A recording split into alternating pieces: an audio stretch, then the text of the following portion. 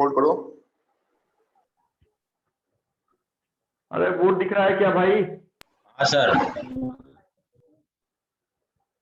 किसी को नहीं दिख रहा लगता है। हाँ सर दिख रहा है। दिख रहा है। Okay okay, good good. चलिए, लास्ट क्लास क्या पढ़ा था हमने? अगर कुछ याद हो तो। Suru dynasty. क्या पढ़ा था अक्षता? Suru dynasty. Sure dynasty. Dynasty. Yes. Yes. Okay, मेरे को अक्षता ये बताओ कि कौन सा वो युद्ध था 1545 में जिसके बाद शेरशाह सूरी का डेथ हो गया था? Khalinjar. The war of Kalinjar. Very Kalinjar. Good. Anu, हाँ सर। ओपन करो माइक। हाँ सर। शेरशाह सूरी के बचपन का नाम क्या था? Farid Khan sir. Very good. चलो ठीक है। गीता, ओपन करो माइक। गीता, ओपन किया? गीता, आपसे बोल रहा हूं। Deepali Chauhan, yes sir. Last class थी आप? नहीं, ये मेरा फर्स्ट लेक्चर है। क्या एम है? ये LIC का असिस्टेंट एग्जाम। एम पूछ रहा हूँ, एग्जाम कौन सा देना है वो नहीं पूछ रहा हूँ। आपने लक्ष्य क्या निर्धारित किया है? कौन सा एग्जाम क्वालिफाई करना है? वो तो ठीक है, एक दो बीच में आता रहेगा, वो हम देते रहेंगे। What's your aim? फिलहाल तो अभी यही है एम कि LIC का एग्जाम क्वालिफाई करना है, क्रैक ओके, करना है। LIC का एस्टैब्लिशमेंट कब हुआ है? क्या? LIC योगक्षमम व्यामहम is the tagline of LIC। जो आप पढ़ते हैं कि जिंदगी के साथ भी, जिंदगी के बाद भी, वैसे टैगलाइन आपके एग्जामिनेशन में पूछे नहीं जाते हैं। जब भी आप LIC का दो हाथ देखिएगा तो उसके नीचे संस्कृत का एक वर्ड लिखा रहता है। द वर्ड इज योगक्षमम व्यामहम। Right, this is very important tagline and LIC was established in the year 1956। चलिए, good luck, all the best. But ये जो क्लास है, जो अभी आप जिस क्लास को आपने ज्वाइन किया है, उसमें LIC के संदर्भ में कोई भी बातें हम नहीं करेंगे। This is a specific class for SSC, railway and PCS examination. अगर LIC वाली बात आपको सिर्फ LIC का तैयारी करना है तो बैंकिंग की क्लास में आप ज्वाइन कीजिए 6 to 7:30। Okay, Priyanka, yes sir. क्या पढ़ा था लास्ट क्लास? सर मैं लास्ट 2 क्लास नहीं थी। कहाँ गई थी? सर गांव में थी। तो वो तो वीडियो तो अपलोड होता है ना, या वो भी चला जाता है कहीं घूमने के लिए वीडियो? उसको देखा आपने? सर देखूंगी मैं। ये देखूंगी, ये जो होता है ना कि हम कर लेंगे, ये लेंगे कभी नहीं आता है स्टूडेंट के जीवन में। इस कारण से मैं हमेशा एक ही बात बोलता हूँ, दैट इज इंटरेस्ट। अगर इंटरेस्ट रहता तो संभवतः कभी ना कभी आप इस 14 दिनों में एक बार देख ली होती। राम्या, ओपन करो माइक।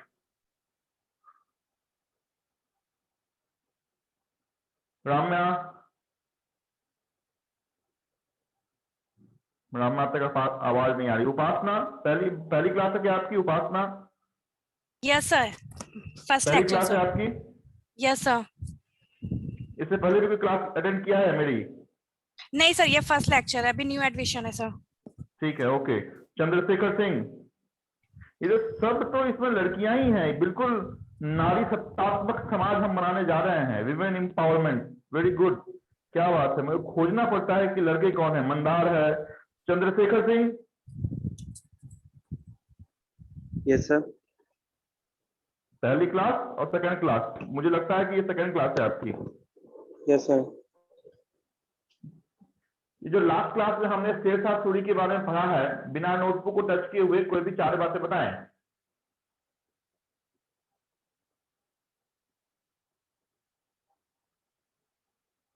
मेरी आवाज आप तक आई? क्या बोला मैंने?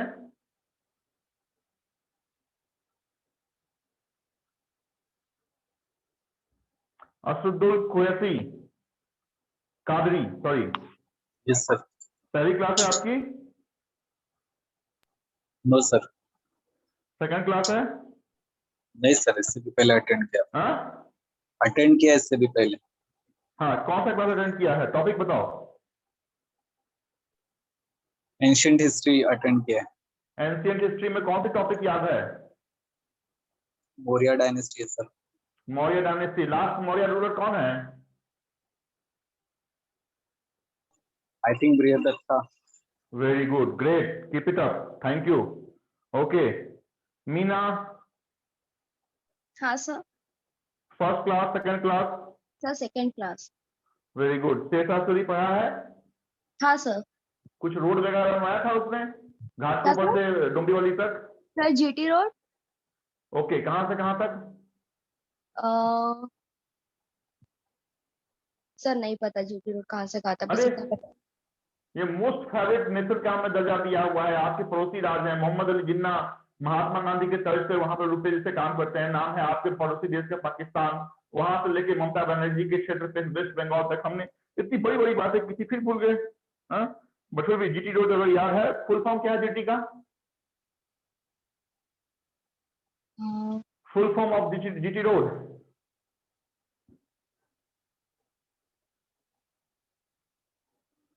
बाबा बाबा, ऐसे कैसे काम चलेगा madam? This is Grand Trunk Road, याद रहेगा अब? हाँ सर मैं नोट कर लेती हूँ, नोट नहीं किया था सर मैंने। ओके, चलिए आज के क्लास की हम शुरुआत करेंगे। थोड़ी देर तक आप सिर्फ सुनते रहे मैं क्या बोलता हूं, फिर उस अवधारणा को हम बोर्ड पे देखने की कोशिश करेंगे। हम बेसिकली मुगल डायनेस्टी में थे। मुगल डायनेस्टी में हमने एस्टैब्लिशमेंट मुगल डायनेस्टी का पानीपत के पहले युद्ध 1526 के बाद हमने बाबर के द्वारा करवाया था। बाबर के ऊपर विशेष टिप्पणी हमने की। बाबर का डेथ हुआ 1530 में, चौलान खेलते समय घोड़े से गिर के। उसके बाद बाबर का बेटा गद्दी में बैठा, उस बेटे का नाम हुमायूं था। हुमायूं के पूरे शासनकाल को हमने बेसिकली दो भागों में बांट के देखा है। एक वो भाग जब बाबर का डेथ हुआ से लेके वो भाग जहां तक शेरशाह सूरी नहीं आया था। दूसरा, जब शेरशाह सूरी का डेथ हो गया उसके बाद से लेके जब तक अकबर नहीं आया था, तो वहां तक के शासनकाल को दो अलग अलग भागों में बांट के हमने देखा है। हुमायूं के संदर्भ में मैंने आपको ये बताया था कि हुमायूं के ही बेटे का नाम था अकबर। लेकिन अकबर का जन्म भारत में नहीं हुआ था। अकबर का जन्म जिस जगह पे हुआ था वो आज की हमारी टॉपिक है, जो अकबर विशेष हमारी टॉपिक होगी, या अकबर का जो सक्सेसर है जहांगीर, उसके विशेष में हम आज बात करेंगे। अभी हमारी जो अवधारणा है वो हमारे पुराने क्लास पे है। 2 मिनट में मैं जो इंपॉर्टेंट लाइन है उसको एक बार रिकैप करने की कोशिश करता हूँ। हुमायूं के बारे में हमने ये बताया था कि हुमायूं शासन कर रहा था। हुमायूं ने एक लाइब्रेरी भी बनवाया था। अंत में उसी लाइब्रेरी के सीढ़ियों से गिर के हुमायूं का डेथ भी हो गया था 1545 में। उस लाइब्रेरी का नाम दीन पनाह लाइब्रेरी था। हुमायूं नामा उसकी बहन गुलबदन बानो बेगम ने लिखा था। हुमायूं का युद्ध हुआ था, कुछ इंपॉर्टेंट जो थे वो युद्ध हुमायूं के चलते गए थे, चाहे वो कलिंजर का हो, चुनारगढ़ का हो, दोरिया का हो, चौसा का हो, बिलग्राम का हो, या फिर आपका सरहिंद का युद्ध हो। तो ये सब तो अलग हुमायूं के काम काज चलते रहे थे। उसमें 2 युद्ध पे मैंने बहुत ज्यादा फोकस किया था। एक युद्ध 1539 का था, दूसरा युद्ध 1540 का था। इस 1539 का युद्ध को हमने बोला the war of Chausa, Chausa का युद्ध, और 1540 के युद्ध को हमने बोला the war of Bilgram. Chausa के युद्ध में भी हुमायूं का जो सामना हुआ था वो शेरशाह सूरी के साथ हुआ था, जिसमें शेरशाह सूरी आंशिक रूप से पराजित हुआ था। आंशिक रूप कहने का मतलब पूरी तरह पराजित आप न कह लें, क्योंकि पूरी तरह पराजित होने का मतलब है चाहे तो उसे बंदी बना लिया जाए, चाहे तो उसे फांसी दे दिया जाए, या फिर चाहे तो वो आपका देश छोड़ के चला जाए। तो आंशिक रूप से पराजय आपका हुमायूं का चौसा के युद्ध 1539 में हुआ था। लेकिन हुमायूं पूरी तरह शेरशाह सूरी से जिस युद्ध में हारा था वो ईयर 1540 का था, जिस युद्ध का नाम बहुत बार मेरे मुंह से आपने लास्ट क्लास में संभवतः सुना है, जिस युद्ध का नाम हमने बिलग्राम के युद्ध दिया। इस बिलग्राम के युद्ध के बाद हुमायूं को भागना पड़ा, ईरान गया, अफगानिस्तान गया, अलग अलग जगहों में वो शरण लेता रहा। इस बीच में आपके शेरशाह सूरी ने, फरीद ने आपके जिस वंश की स्थापना कर दी 1540 में, उस वंश का नाम हमने सूर डायनेस्टी दिया। फिर शेषासुरी की छोटी मोटी बातें हमने की आपके साथ, ये शेषासुरी थे, शेषासुरी था, चले गए। और लास्ट क्लास जिस लाइन पे मैंने आपको लाके छोड़ दिया था वो ये था कि शेषासुरी के वंशजों खत्म हो गए। वंशज खत्म होने के बाद दो बेसिकली क्या बच गए, सरदार बच गए जो सूर्य वंश को आखिरी तक देख रहे थे। उसमें एक सरदार के साथ हुमायूं का युद्ध हुआ और दूसरे सरदार के साथ अकबर का युद्ध हुआ। एक जो सरदार था उसके साथ जो हुमायूं की युद्ध हुई वो युद्ध 1555 में हुआ, 1555 ईस्वी में हुआ। उस युद्ध का नाम हमने दिया था द वॉर ऑफ सरहिंद। और दूसरा युद्ध जो हुमायूं से न होके हुमायूं के बेटे के साथ हुआ था, उस युद्ध को हमने बताया तो था लेकिन संभवतः मुझे लग नहीं रहा लिखवाया था। हमने लिखवाया था क्या पानीपत की दूसरी युद्ध? पानीपत का दूसरा युद्ध सर 1556 में हुआ था। 1556 लिखवाया था क्या हमने? हाँ हाँ वो सर। आदिल शाह। अभी कुछ मत बोलो, अभी सिर्फ मुझे को सुनते रहो। जब मैं पूछता हूँ तभी बोलने का। अभी मेरे बोलने का समय आ गया, जब तक मैं बोल रहा हूँ तब तक मेरे को ध्यान पूर्वक आप लोग सुनते रहें। कुछ कंफ्यूजन हो, कुछ क्वेश्चन हो तो अपने पास रखें। जब मैं बोलना खत्म करूंगा तो मेरे से आप पूछ सकते हैं। तो हमने बताया था कि दूसरा जो युद्ध हुआ था वो युद्ध बेसिकली आदिल शाह के साथ हुआ था और आदिल शाह के प्रधानमंत्री के साथ हुआ था। तो यहाँ पे हमने आपको बताया था कि दो राजाओं के अगर नाम पूछे जाए तो एक ओर अकबर की सेना, दूसरी ओर आदिल शाह की सेना होगी। अगर राजाओं के नाम न देके आपको प्रधानमंत्री का नाम दिया जाए, वजीर का नाम दिया जाए, तो अकबर के तरफ से जो उसका वजीर, जो उसका सेनापति खड़ा था, उसका नाम था बैरम खान। और आदिल शाह की ओर से जो उसका प्रधानमंत्री या वजीर खड़ा था उसका नाम था हेमू। इन दोनों के बीच 1556 ईस्वी में पानीपत की दूसरी हुई हुई थी और मुगल वंश, कहने का मतलब अकबर पूरी तरह मुगल वंश रीएस्टैब्लिश कर चुका था। इतनी बात हमने लास्ट क्लास तक आपको बताई थी। आज इस क्लास को हम आगे लिए चलेंगे। अकबर और उसके सक्सेसर कहने का मतलब अकबर के बाद उसका अगर फॉलोअर कोई आया है तो उसके बारे में हम बात करेंगे। तो कोशिश हमारी ये रहेगी कि अकबर को भी हम आज खत्म करें और अकबर के बाद उसके बेटे सलीम को भी हम खत्म करने की कोशिश करेंगे। वही सलीम जिसको आगे चल के हमने जहांगीर के नाम से भारतीय इतिहास के पन्नों पे देखा है। सुने अकबर के बारे में। अकबर का जन्म भारत में नहीं हुआ था। अकबर का जन्म अफगानिस्तान के क्षेत्र में हुआ था, अमरकोट में हुआ था। अमरकोट में एक राजा था, उस राजा का नाम था वीरसाल। उसी वीरसाल के यहाँ अकबर का जन्म हुआ 15 अक्टूबर। अगर डेट इंपॉर्टेंट नहीं होते मैं सिर्फ ईयर बता के निकल गया होता, लेकिन अगर मेरे मुंह से डेट निकल रहा है इसकी इंपॉर्टेंस आप भापें कि ये कितनी इंपॉर्टेंट बातें होगी जो सर ने डेट के साथ बताया है कि अकबर का जन्म 15 अक्टूबर। डोंट राइट, अभी लिखिएगा मत मैं क्या बोल रहा हूँ, सारी बात मैं बोर्ड पे लिखूंगा। अभी सिर्फ सुने मैं कौन सा किस्सा सुना रहा हूँ। अकबर का जन्म हुआ, कब हुआ? तो 15 अक्टूबर को हुआ। कौन सा ईयर में हुआ? तो 1542 में हुआ। तो देखिए 1540 में हुमायूं भागा और 1542 मतलब 2 साल के बाद ही अकबर का जन्म हुआ। अभी अकबर आया तो आपको ये मालूम है कि अकबर तो तभी आएगा जब उसका बाप आया। उसका फादर कब आया? तो सरहिंद के युद्ध में आया। सरहिंद का युद्ध कब हुआ? 1555 में हुआ। तो 1542 से लेके 1555 के बीच में इट मींस अकबर कितने साल का हो गया होगा? 13 ईयर्स। मैं क्या बोल रहा हूं समझ में आ रहा है? अरे मेरे जनता सो गए क्या? Yes sir, yes sir, yes sir. हाँ सर। मुझे तो लगा कहीं सर कहानी सुनाते सुनाते जनता ही नहीं कहीं सुनने लगे यहाँ पे। तो 1542 में अकबर का जन्म, 1555 में हुमायूं का भारत में आना। It means 1555 minus 1542 that is 13 years. तो 13 वर्ष की आयु में अकबर आपके भारत में आ चुका था। अकबर के साथ युद्ध हुआ 1556 में हुआ। इसका मतलब आप समझ जाएं कि जिस समय पानीपत की दूसरी युद्ध हुई उस समय अकबर बालिक भी नहीं हुआ था। इट मीन्स उसका एज 18 साल भी नहीं हुआ था। कितने साल का होगा अकबर? 16 कितने साल का होगा? 13 साल। 14 साल का था। ठीक है, 13 भी आप बोलते हैं तो अमूमन चलेगा, बट एक्चुअल आप देखिएगा तो ठीक है 13 साढ़े 13 हो सकता है, बट ऑन एन एवरेज 13-14 आप मान के चले तो 13 या 14 साल का अकबर था जिस समय उसका बड़ा युद्ध हुआ। बड़े युद्ध क्या मतलब, आप अगर कुछ युद्ध अगर मिडाइवल हिस्ट्री में अगर देखते हैं, एंशिएंट और मॉडर्न को अगर हम छोड़ लेते, मिडाइवल हिस्ट्री में कुछ बहुत इंपॉर्टेंट वॉर को अगर आप देखते हैं, उस वॉर में से पानीपत का पहला युद्ध, पानीपत का दूसरा युद्ध, ये सब ऐसे वॉर है जिसको आप किसी भी कंडीशन में अपने फाइनल एग्जाम से फाइनल सिलेक्शन तक अगर भूल जाए तो समझता आपके साथ प्रॉब्लम आ सकती है। इस कारण से मैं इतनी बार रिपीट कर रहा हूं कि दूसरा युद्ध, दूसरा युद्ध, दूसरा युद्ध, एक तरफ ये एक तरफ ये, काम खत्म हो गया। तो 14 साल की उम्र में जब अकबर ने पानीपत का दूसरा युद्ध करके आदिल शाह और उसके प्रधानमंत्री हेमू को पूरी तरह परास्त किया, उस समय अकेला तो वो कुछ कर नहीं सकता था। तो अकबर के शासनकाल को हम दो भागों में बांट के देखेंगे।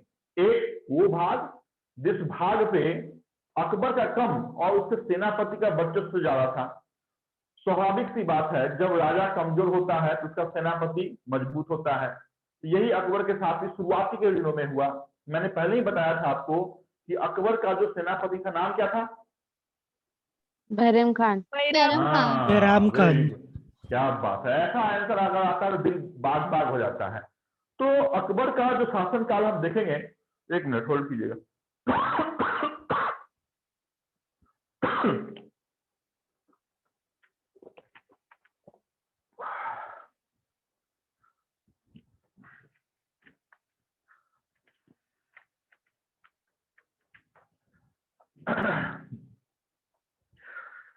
अकबर का जो शासनकाल हम देखेंगे वो दो भागों में बांट के देखेंगे। एक 1556 से लेके 1560। हालांकि इस ईयर का फेज का आपके एग्जामिनेशन से कोई भी लेना देना नहीं है, बट फिर भी थोड़ा सा इतिहास समझने में आपको आसानी हो, इसका दो भागों में हमने बांट दिया है। एक 1556 से लेके 1560 तक अकबर के ऊपर जो व्यक्ति शासन करना चाह रहा था, शासन आप ना बोले लेकिन उसका जो इंटरफेरेंस था वो ज्यादा था। उसका सब चीज में कहते हैं राजा का योगदान होना चाहिए, तो राजा का योगदान ना हो तो सिर्फ सेनापति की ही सारी बात चलती थी आपके किंगडम में। तो बैरम खां का फेज था।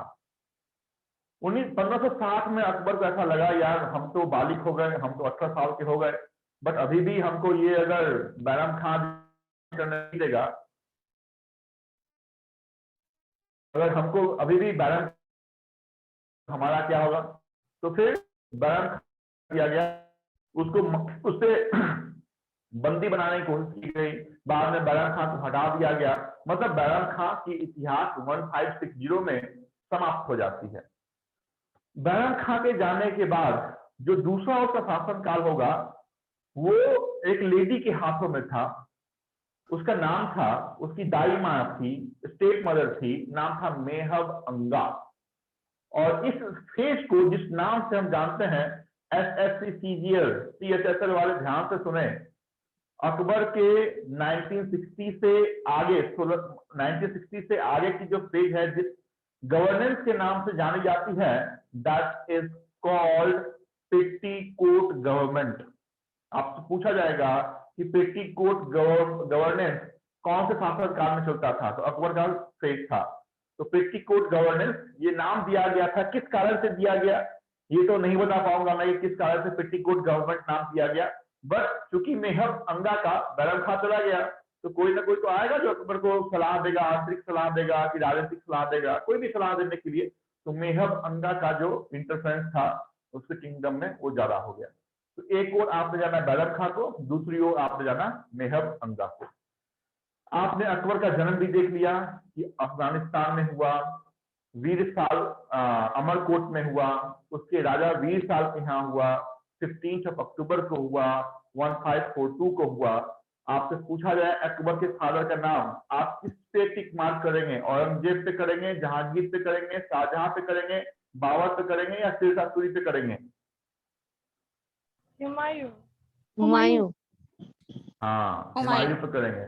यस, इस कारण से हुमायूं हमने ऑप्शन में ही दिया था कि देख रहे हैं कहाँ कहाँ आप लोगों का दिमाग चलता है। ओके, तो अकबर के फादर का नाम आप वेल नोन जानते हैं कि हुमायूं था। अकबर के मदर का नाम आप जाने कि अकबर के मदर का नाम क्या था? तो उसके मदर का नाम था हमीदा बानो बेगम। उसके बाद अकबर, जैसे आपने देखा कि शेरशाह सूरी के बचपन का नाम था, वैसे ही अकबर के भी बचपन का नाम था। पूछा जाए मदर ऑफ अकबर हमीदा बानो बेगम, आपसे पूछा जाए फादर ऑफ अकबर हुमायूं। उसके बाद जाने कि अकबर का एक टीचर भी था, जैसे उसका राजनीतिक गुरु जो पॉलिटिकल टीचर था वो तो बैरम खां था, लेकिन जो धार्मिक गुरु था वो भी बहुत इंपॉर्टेंट है। उसका नाम है अब्बुल फजल। यही वो अब्बुल फजल है जिसने अकबरनामा लिखा और आईने अकबरी लिखा। जैसे आपने सुना था कि हुमायूं नामा किसने लिखा, तो हुमायूं नामा हुमायूं की बहन ने लिखा था। वैसे ही अकबरनामा किसने लिखा है, तो Akbarnama was not an autobiography of Akbar. लगता है कि हुमायूं नामा हुमायूं नहीं लिखा होगा, बाबरनामा बाबर नहीं लिखा होगा, है ना, वैसे ही अकबरनामा अकबर नहीं लिखा होगा, बट ऐसा है नहीं। और यही इसी किताबों के क्वेश्चन आपसे पूछे जाते हैं, अकबरनामा किसने लिखा, बाबरनामा किसने लिखा। बाबरनामा किसने लिखा है, बाबर वाले कोई हैं जिसको हमने बाबर पढ़ाया है? सब हो गया क्या? अरे बाबरनामा किसने लिखा दादा? बाबर के सिस्टर ने। नहीं, वो तो हुमायूं की सिस्टर है। तुज़क बाबरी। बाबरनामा किसने लिखा?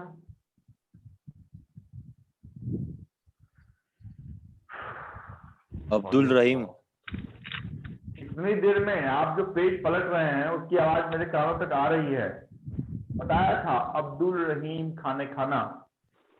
हाँ, हुमायूं नामा हुमायूं की बहन ने लिखा था, गुलबदन बानो बेगम।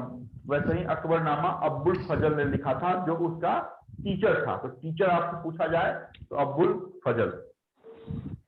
अब्बुल फजल ने क्या लिखा है, तो दो किताबों का आप याद रखें। हालांकि एक किताब बड़ी किताब के कुछ आंशिक पन्ने हैं, बट फिर भी दो भाग अलग अलग में आप याद रखें। एक अकबरनामा और दूसरा आईने अकबरी। भारतीय इतिहास में सिर्फ दो ही ऐसे शासक हुए, फिर से बोलता हूं ध्यान से सुने, भारतीय इतिहास में सिर्फ दो ही ऐसे शासक हुए जिसके दरबार में 9 बड़े बड़े, मतलब कहते हैं ना कि उनको धार्मिक, उनको राजनीतिक, उनको वॉर का सलाह देने के लिए कोई बड़े व्यक्ति थे, बीरबल के जैसे। वैसे ही भारतीय इतिहास के सिर्फ दो ही ऐसे शासक हैं, एक अकबर है और दूसरा एंशिएंट हिस्ट्री में गुप्त वंश पढ़ाया था। गुप्त वंश में चंद्रगुप्त द्वितीय विक्रमादित्य के बारे में बताया था, जिसके दरबार में 9 बड़े इतिहासकार रहते थे जिनको हम उस नाम से जानते हैं जो नाम है नौरत्न। वैसे ही कई बार ये क्वेश्चन पूछा गया कि who of the following was not in 9 James of Akbar, इनमें से कौन अकबर के 9 रत्नों में से एक नहीं है।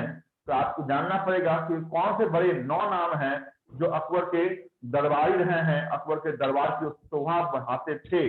तो अकबर के साथ उस व्यक्ति की अगर हम बात करें जिस व्यक्ति का बड़ा नाम कम और उसके निकनेम आपके एग्जामिनेशन में ज्यादा पूछे जाते हैं, तो संभवतः गलत नहीं होगा। उस व्यक्ति का नाम था महेश दास।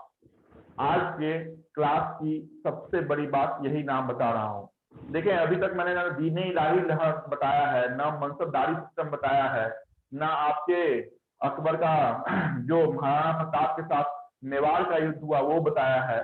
मैं आज के क्लास के सबसे बड़ी बात बता रहा हूं, मैंने नाम बताया है महेश दास।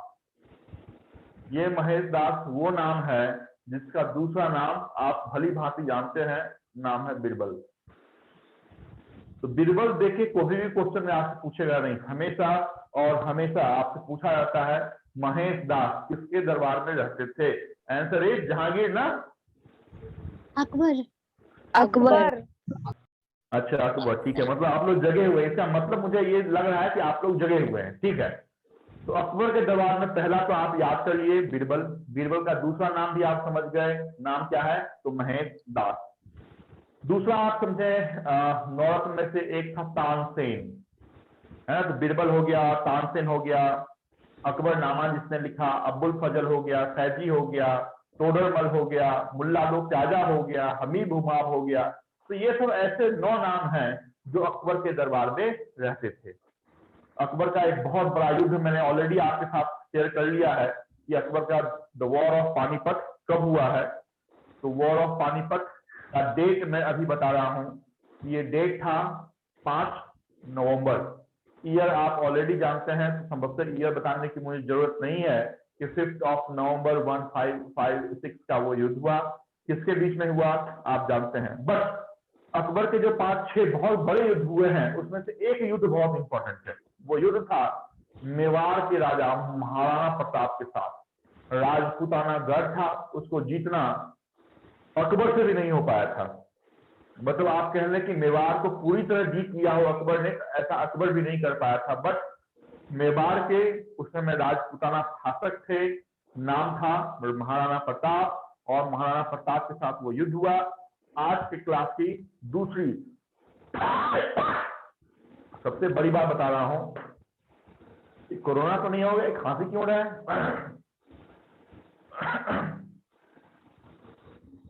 आज की क्लास की दूसरी सबसे बड़ी बात बता रहा हूं कि ये जो मेवाड़ का युद्ध महाराणा प्रताप के साथ हुआ, इसमें पहली बार जिस वॉर टेक्निक का यूज किया गया है, ये क्वेश्चन एसएससी या रेलवे के एग्जाम में मल्टीपल टाइम्स पूछा हुआ है।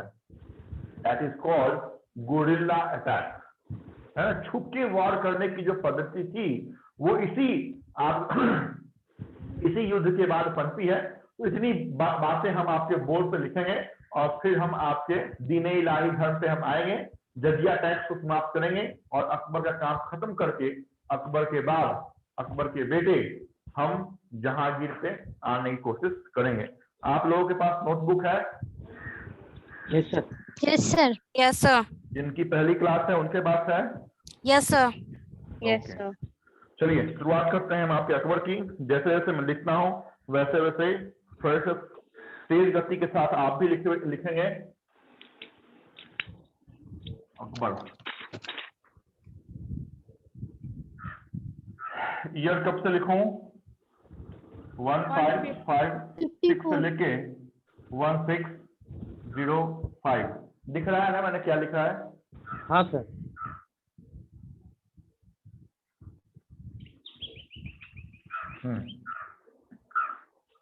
Born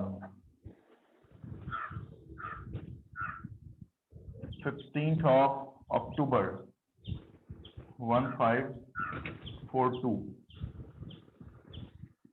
फटाफट लिखो 15th of October 1542।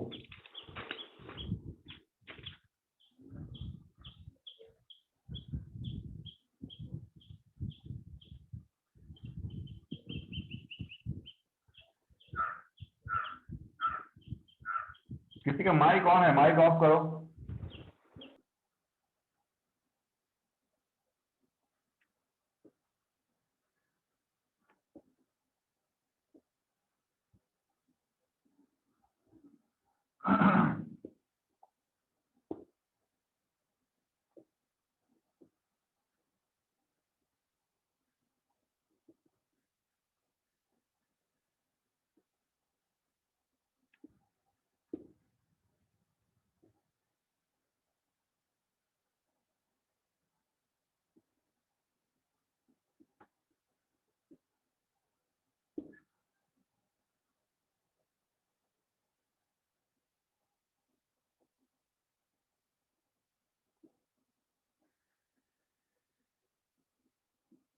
Sir Babar भी अब्दुल फजल ने लिखा था।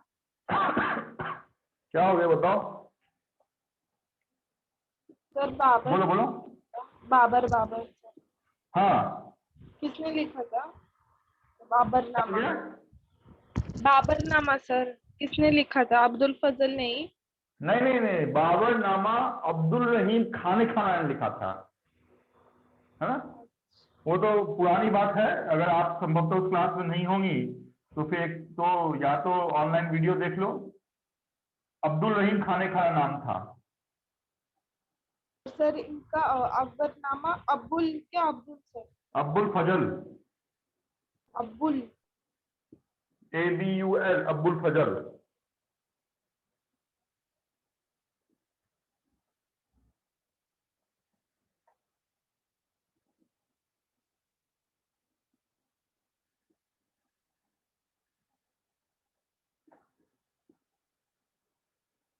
इतनी बात पहले लिखें, फिर आगे की बात हम लिखेंगे।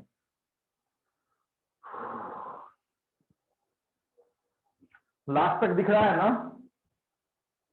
हाँ सर। हाँ सर। लिखो, फटाफट लिखो।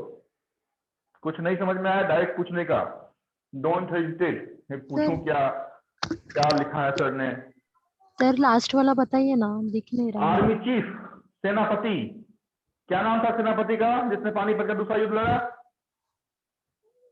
बैरम खान। हाँ, तो लिखो बैरम खान।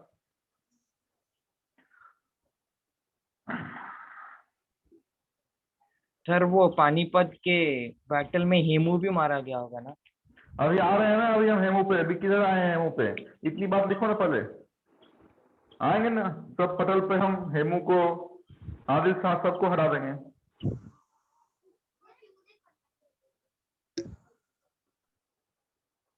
हटाओ?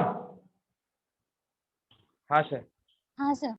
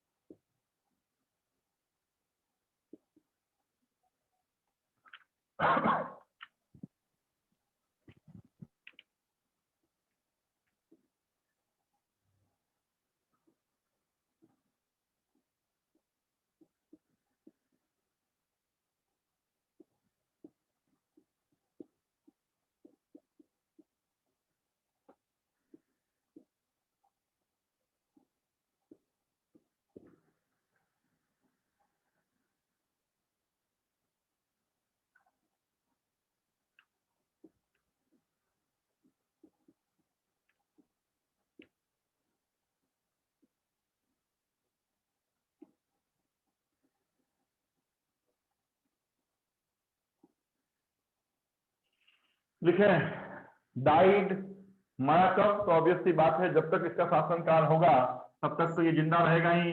1605 में इसका डेथ हो गया। मकबरा कहाँ है? मरने के बाद जो हम उसे दफनाते हैं, तो दफनाया कहाँ हमने? सिकंदरा में दफनाया। सिकंदरा कहाँ है? तो आगरा में है। बेटे का नाम जहांगीर, जिसके बचपन का नाम सलीम। इसकी बात हम बाद में करेंगे।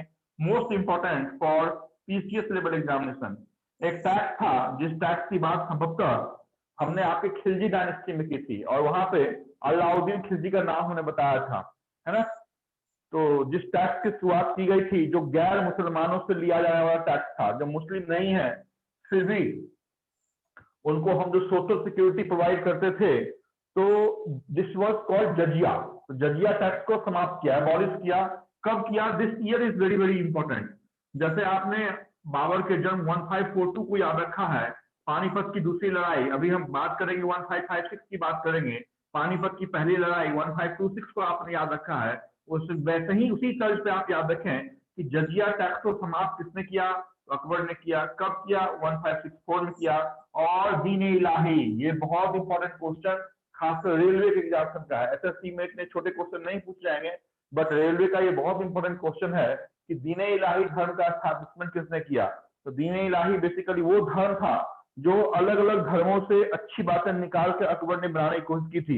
हिंदू धर्म अलग थे, शैव धर्म अलग थे, बौद्ध धर्म अलग थे, जैन धर्म अलग थे। तो हर एक धर्मों के जो इंपॉर्टेंट फैक्ट थे उनको निकाल के एक हाइब्रिड धर्म को एस्टैब्लिश करने की कोशिश तो इसने की, बनाया भी। उस धर्म का नाम दिया Din Ilahi, most important question for railway and CHSL, not SSC CGL। तो CHSL और रेलवे छोटी एग्जामिनेशन है, उसमें ये क्वेश्चन बहुत इंपॉर्टेंट है कि दीन इलाही धर्म का एस्टैब्लिशमेंट किसने किया और कब किया गया है। 1581। इतनी बात लिखें पहले।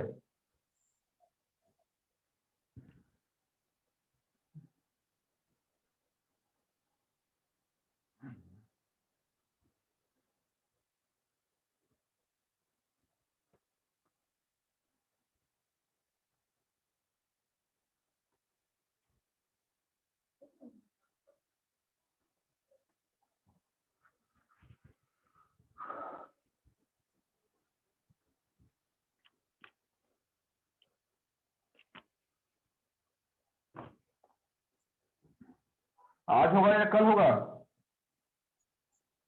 हुआ क्या? हो गया हो सर। गया हो गया।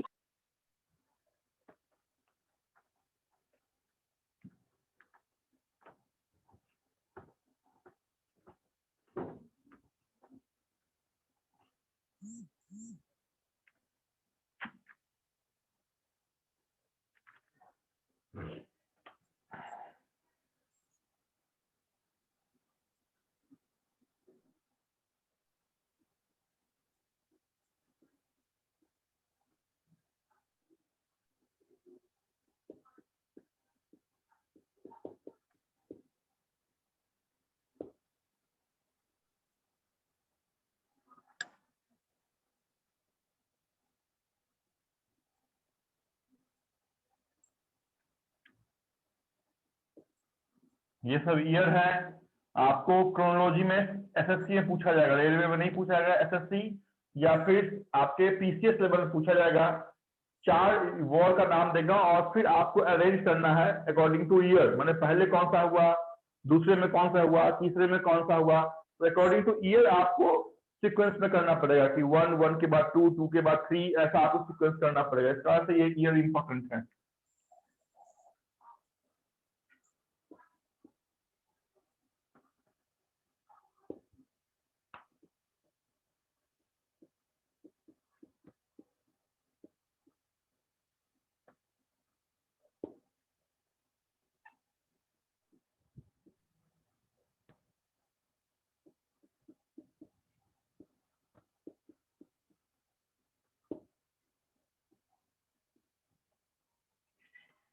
This is very, very, very important war for your examination in the year 1576.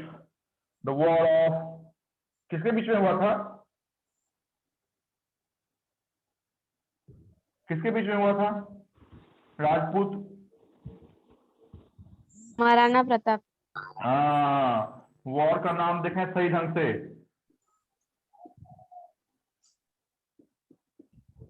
हल्दी। The war of Haldi Ghati, most important for any examination।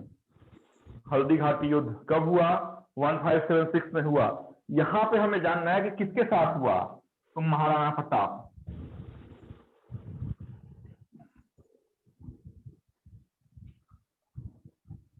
बाकी किसके साथ हुआ ये आप छोड़ भी दे थोड़ी देर के लिए तो चलेगा, बट महाराणा प्रताप यहाँ और आदिल शाह कम हेमू यहाँ पे,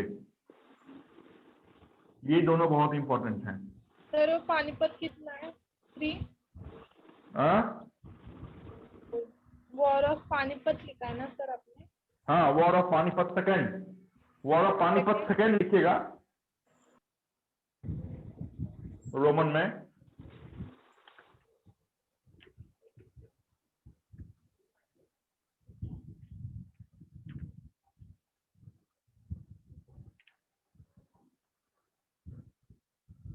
ये 5 युद्ध हैं। इस 5 युद्ध में पहला और 5वां बहुत इंपॉर्टेंट है। पहला तो संभवतः मैं इतनी बार बोला है कि आपको याद हो गया होगा, the war of Panipat second on, मैंने डेट भी लिखा है 5 नवंबर 1556 in between Akbar and Adil Shah with his army chief Hemu. देखिए यहाँ पे जो हेमू लिखा है, इस हेमू को स्टार मार्क कीजिएगा और एक लाइन यहाँ पे ऐड कीजिएगा, पहला हिंदू शासक, first Hindu ruler of Indian history. फिर से बोलता हूं, अभी तक जो हमने भी देखा है, कहाँ से हमने देखा है, तो प्री मौर्य डायनेस्टी से हमने इस वंशों को देखने की शुरुआत की थी, चाहे वो आपके हरण्यक वंशों, शिशुनाग वंश हो, या फिर आपका कोई भी वंश हो। तो प्री मौर्य से वंशों की शुरुआत हुई, फिर हम मौर्य को देखे, फिर हम आपके गुप्त को देखे, फिर पुष्यभूति को देखे, चोल, चालुक्य, राजपूताना, बहुत सारे ऐसे वंश आए, बट अभी तक कोई भी ऐसा शासक नहीं था जो हिंदू था। इस कारण से भारतीय इतिहास इस शासक को आदिल शाह के सेनापति के रूप में कम और हिंदू शासक के रूप में ज्यादा याद रखती है। इस कारण से please make a star mark on Hemu and add one tagline, first Hindu ruler of Indian history. Hemu में स्टार मार्क कीजिए और लिखिए first Hindu ruler of Indian history. बहुत बहुत बहुत इंपॉर्टेंट फैक्ट है ये। सर बोलिए। हेमू का कुछ दूसरा नाम है क्या कि ये नहीं नहीं नहीं, बस बस बस हेमू ही है।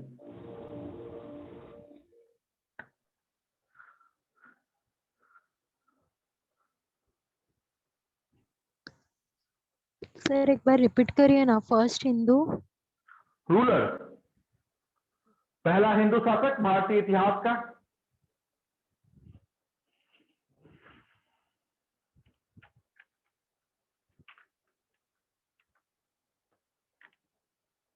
हटाओ। हाँ सर। हाँ सर, हो गया। महाराणा प्रताप लिखा,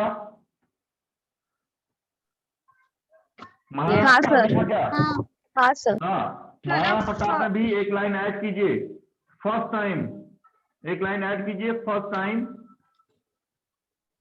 बताया था ना कि पहली बार गुरिल्ला अटैक इंट्रोड्यूस किया गया था, first time guerrilla attack introduced.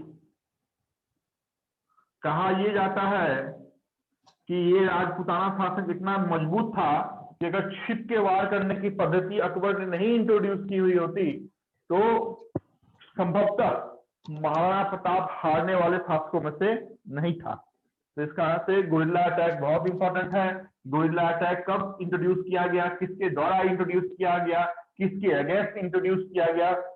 एक लाइन हमने लिखा है, वहां से 5 क्वेश्चन पूछ सकते हैं, आपसे पूछा जाएगा। देखिए क्या क्वेश्चन पूछा जा सकता है। क्वेश्चन पूछा जा सकता है कि guerrilla attack was introduced in which of the following war. तो सरहिंद का युद्ध पे आप टिक मार्क करेंगे ना, war of Haldi Ghati. War of हल्दी हल्दी घाटी। घाटी, ठीक है।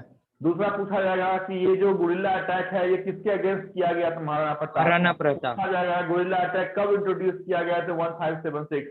पूछा जाएगा गुरिल्ला अटैक किसने इंट्रोड्यूस किया था, फिर अकबर। तो ऐसे कई क्वेश्चन आपसे पूछे जा सकते हैं। तो फर्स्ट क्या था? First first time. सर वो हिंदू घाटी का क्या बोलेंगे आप? मेरा नेटवर्क हाँ? इसलिए नहीं सुन सकते मैं। क्या हो गया? सर आपने फर्स्ट हिंदू घाटी कुछ बताया था ना, मेरा नेटवर्क कनेक्शन के वजह से मैं नहीं सुन सकी सर। फर्स्ट फिर से बोलिएगा, नहीं आवाज आ रही है आपकी। सर फर्स्ट बोलो। हिंदू घाटी के बारे में कुछ तो बताया था ना आपने, मैं नहीं सुन सकी सर क्योंकि इंटरनेट कनेक्शन की वजह से ब्रेक हो रहा था। फर्स्ट हिंदू घाटी, हल्दी घाटी। हल्दी हल्दी साइड। फर्स्ट टाइम अच्छा। Guerrilla attack. हल्दी घाटी ऐसी युद्ध थी जिसमें पहली बार एक युद्ध की टेक्निक को इंट्रोड्यूस किया गया था। उस टेक्निक में क्या था, तो छिप के पत्थर के पीछे हो, पेड़ के पीछे हो, जमीन के नीचे हो, मतलब छिप के वॉर करने की टेक्निक थी। पहले क्या था कि पहले सामने सामने वॉर होता था, बट वहां पे दिखाई ना दे, हमें जीतने से काम है, तो कहते हैं everything is fair in love and war. तो वॉर वाली जो टेक्निक थी वो गुरिल्ला अटैक पहली बार जिस युद्ध में यूज किया गया था उस युद्ध का नाम था the war of Haldi Ghati. ये युद्ध अकबर और महाराणा प्रताप के बीच में हुआ, 1576 में हुआ। गुरिल्ला अटैक यहाँ पे यूज किया गया था। समझ में आया अभी? 15 Yes, sir. कितना सर? हाँ 1576 1576। हाँ सर।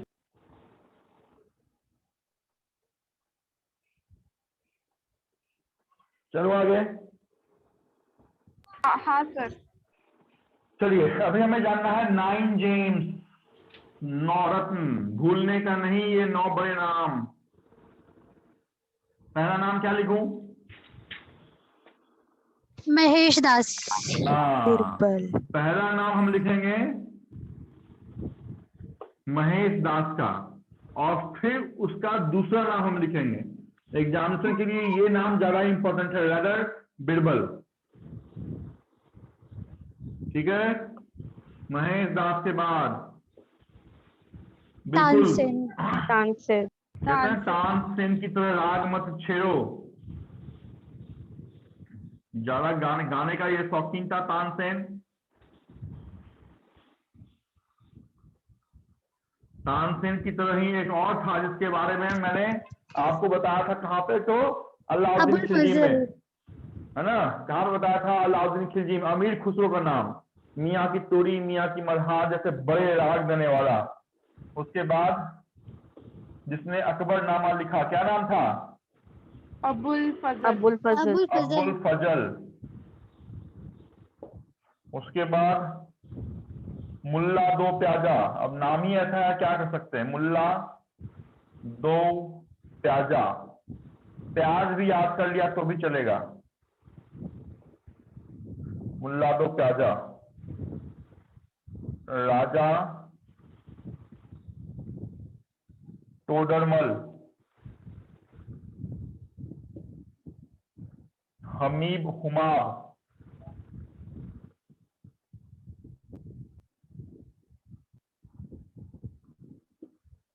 उसके बाद वो व्यक्ति जिसने बाबरनामा लिखा था, क्या नाम था? अब्दुल रहीम। अब्दुल रहीम खाने खान खाना। अब्दुल रहीम खाने खाना। अब्दुल रहीम खाने खाना। उसके बाद फैजी। कितने हो गए? 8। 8 ही हुए हैं। फर्जी सर, क्या लिखा है वो? महेश दास, तानसेन, अब्दुल फजल, मुल्ला दो प्याजा, राजा तोडरमल, हमीद हुमायूं, अब्दुल रहीम खाने खाना, फैजी और मान सिंह। फैजी सर, क्या लिखा है? चलो लिखो। सर वो स्पेलिंग क्या लिखा है आपने? फैजी। FAIJI, फैजी। महेश दास, तानसेन, अब्दुल फजल, मुल्ला दो प्याजा, राजा तोडरमल, हमीद हुमायूं, अब्दुल रहीम खाने खाना, फैजी और मान सिंह।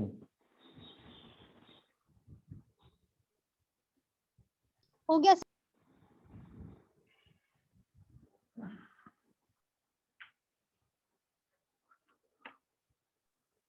सर 8 वाला FALJI है क्या? 8 वाला FAIJI है क्या?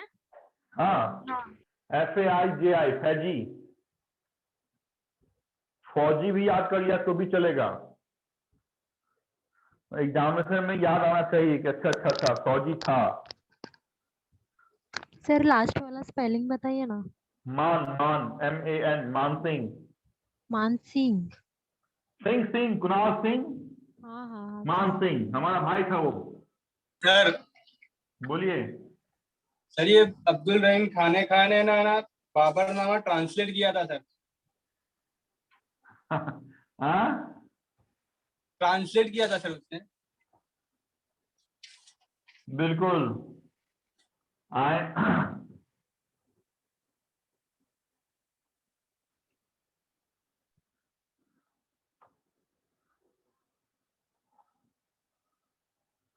जो तुजुके बाबरी है ना, तुजुके बाबरी एक बुक का नाम है। आवाज आ रही है आप लोगों को?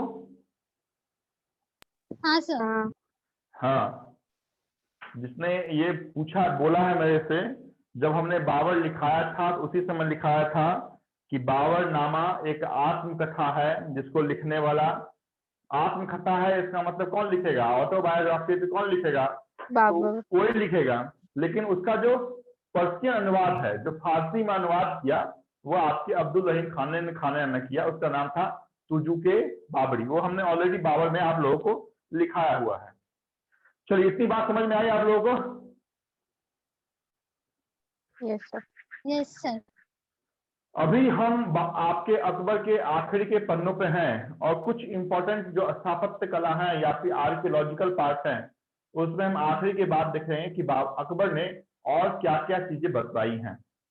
तो ये जो बुलंद दरवाजा आप देखते हैं, फतेहपुर सीकरी आप सुनते हैं, तो ये सब ऐसे आर्कियोलॉजिकल डेवलपमेंट हैं जो अकबर के समय में ही हुआ है ना। तो आपको हालांकि जो आर्कियोलॉजिकल पार्ट है, जो स्थापत्य कला का पार्ट है, वो सबसे उसको कहा जाता है कि आर्कियोलॉजिकल का जो गोल्डन एरा है वो जहांगीर के बेटे के समय में आया है। तो अभी तो हम अकबर ही खत्म कर रहे हैं, अकबर के बाद उसके बेटे जहांगीर खत्म करेंगे, उसके बाद जहांगीर के बेटे को हम खत्म करेंगे, जिसने ताजमहल जैसे बड़े हिस्टोरिकल मॉन्यूमेंट को बनवाया। तो स्थापत्य कला का स्वर्ण युग बेसिकली शाहजहां का काल था, जिसमें आपने जो भी आप देखते हैं, दिल्ली का दीवाने आम, दीवाने खास, या फिर मोती मस्जिद, है ना, या फिर आपके ताजमहल, जामा मस्जिद, ये सब शाहजहां ने ही बनवाया था। लेकिन शाहजहां पे तो हम है नहीं, उसके फादर जहांगीर पे भी हम नहीं है, हम जहांगीर के फादर पे हैं, नाम है अकबर। यहाँ पे हम देखेंगे कि अकबर ने क्या क्या बनवाया है। तो लिखेंगे अकबर कंस्ट्रक्टेड, आखिरी बात लिखें, अकबर कंस्ट्रक्टेड आगरा फोर्ट। अकबर का मकबरा कहाँ था? अकबर का अफगानिस्तान। सिकंदरा, आगरा। आगरा। सिकंदरा। हाँ, ठीक है।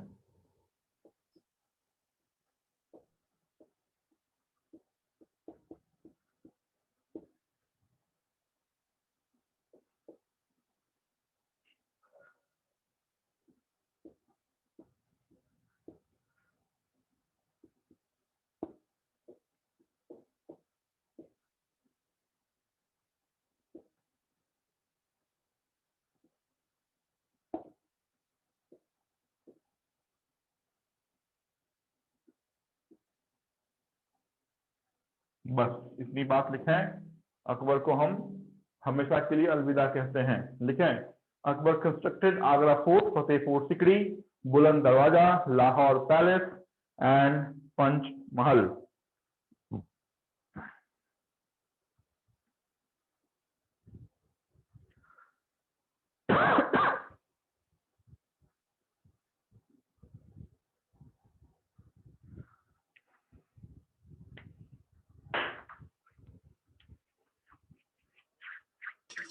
तो दीवाने खास भी तो बनवाए गए सर। दीवाने खास लिखा गया मैंने आपके बोर्ड पे? नहीं सर। फिर ज्यादा नहीं जानने का, जानने के लिए 17 चीजें बनवाई है उसने। 17 क्या करना है यार, ज्यादा इतिहास को ज्यादा भारी भरकर नहीं बनाओ, उतना ही काम करने का जितना से एग्जाम का पर्पस सॉल्व हो जाएगा। तो 17 अगर मैं यहाँ पर लिखने शुरू हूँ तो फिर ना आपके एग्जामिनेशन में पूछा जाएगा इतना क्या करना है। कंफ्यूजन वहां आएगा कि जब मैं शाहजहां में दीवाने आम और दीवाने खास लिखाऊंगा तो कंफ्यूजन आएगा, सर अकबर नहीं बनवाया, शाहजहां नहीं बनवाया। इस कारण से जब भी दीवाने आम दीवाने खास से क्वेश्चन पूछे जाते हैं तो आंख बंद करके हम इसके आने वाले सक्सेसर की बात करेंगे, वहां पे हम दीवाने आम भी लिखवाएंगे, दीवाने खास भी लिखवाएंगे। अभी न दीवाने आम पे रहे न दीवाने खास पे रहे, सिर्फ इस 5 बात पे रहे। लिखा?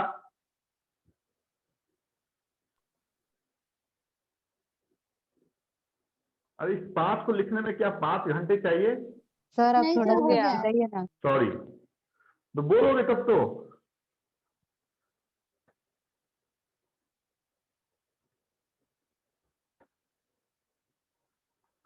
पंचमहल, लाहौर पैलेस, बुलंद दरवाजा, Fatehpur Sikri and Agra Qila.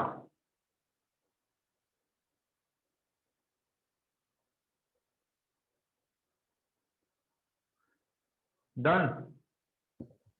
Yes sir. Yes sir. Yes. क्या बताया हमने अकबर में? तो हमने अभी तक अकबर में आपके साथ ये बातें की कि अकबर का जन्म 15 अक्टूबर 1542 में हमने करवाया है। अकबर की जो माता थी उनका नाम हमीदा बानो बेगम था, फादर हुमायूं थे। अब्बुल फजल उनके गुरु थे। अब्बुल फजल ने जो बुक लिखा उसका नाम था अकबरनामा, या फिर दूसरा उसका अंतरूनी भाग ही है, बट फिर भी आप एक अलग रूप से याद रखें ज्यादा बेटर है, आईन अकबरी। अकबर का जो आर्मी चीफ था उसका नाम था बैरम खान। उसके बाद मैंने बताया कि अकबर के क्या हुए थे। तो अकबर ने जजिया टैक्स कब एबॉलिश किया? 1564, बहुत इंपॉर्टेंट ये ईयर है। अकबर ने जो दीन इलाही धर्म है उसका एस्टैब्लिशमेंट कब किया? तो 1581। तो ये सारी बात बताई। अकबर का देश कब हुआ? तो 1605 में हुआ। अकबर का मकबरा कहाँ पे है? तो सिकंदरा में है। सिकंदरा कहाँ पे है? तो आपके आगरा में है। और क्या बताया? तो और हमने बताया कि अकबर का जो ये युद्ध हुआ, उस युद्ध में दो युद्ध तो बहुत इंपॉर्टेंट है। एक तो आपने ऑलरेडी जाना कि आदिल शाह हेमू को हराया। पानीपत का दूसरा युद्ध था वो 5 नवंबर को हुआ, 1556 में हुआ। एक और अकबर बैरम खां था, दूसरी ओर आदिल शाह और हेमू था। दूसरी ओर जो महाराणा प्रताप के साथ युद्ध हुआ है 1576 में, उस युद्ध का नाम हम दिया है हल्दी घाटी युद्ध। बहुत इंपॉर्टेंट ये युद्ध है हल्दी घाटी युद्ध। तो उसमें भी अकबर का विजय हुआ। इस युद्ध में जिस वॉर टेक्निक का इंट्रोडक्शन हुआ उस वॉर टेक्निक का नाम था गुरिल्ला अटैक। ये भी इंपॉर्टेंट है। अकबर के दौरान में 9 रत्न रहते थे, 9 बड़े नाम रहते थे, चाहे वो महेश दास बीरबल हो, तानसेन हो, मुल्ला दो प्याजा हो, अबुल फजल हो, फैजी हो, टोडरमल हो, मान सिंह हो। ये सब 9 ऐसे इतिहासकार हैं जो आपके दरबार में रहते थे। अकबर ने क्या बनवाया? फतेहपुर सीकरी बनवाया, पंचमहल बनवाया, आगरा फोर्ट बनवाया, और क्या लिखा है? फतेहपुर सीकरी बनवाया, बुलंद दरवाजा बनवाया। इतनी ही बात आपको अकबर के संदर्भ में जाननी है। ओके सर अकबर के टीचर का नाम?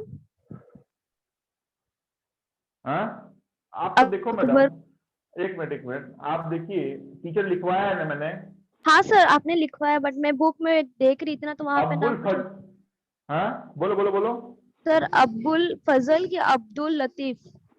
देखो अब्दुल फजल और अब्दुल लतीफ दोनों उसके टीचर थे। अब्दुल लतीफ जो था उसका पॉलिटिकल टीचर था, है ना। तो दोनों उसके टीचर थे। Abdul Fazal is also right answer, Abdul Latif will also be right answer. Okay sir, sir दोनों लिख सकते हैं ना? दोनों लिख सकते हैं, बिल्कुल लिख ओके सकते हैं, सर, थैंक यू सर। है ना। यस, अभी हम हैं अकबर के बेटे पे। अकबर के बेटे का नाम था सलीम। अकबर को बहुत दिनों तक बच्चे का संतान की प्राप्ति नहीं हो रही थी, तो वो अजमेर गया। अजमेर का नाम सुना है ना? हाँ सर। हाँ सर। अजमेर गया। अजमेर में जैसे आपने मुंबई में देखा होगा वो दरगाह है ना, वो बीच समुद्र में, क्या नाम है उसका? हाजी अली। हाजी अली। तो उसी तर्ज पे अजमेर में भी एक दरगाह है। उस दरगाह में उस बाबा का नाम था शेख सलीम चिश्ती।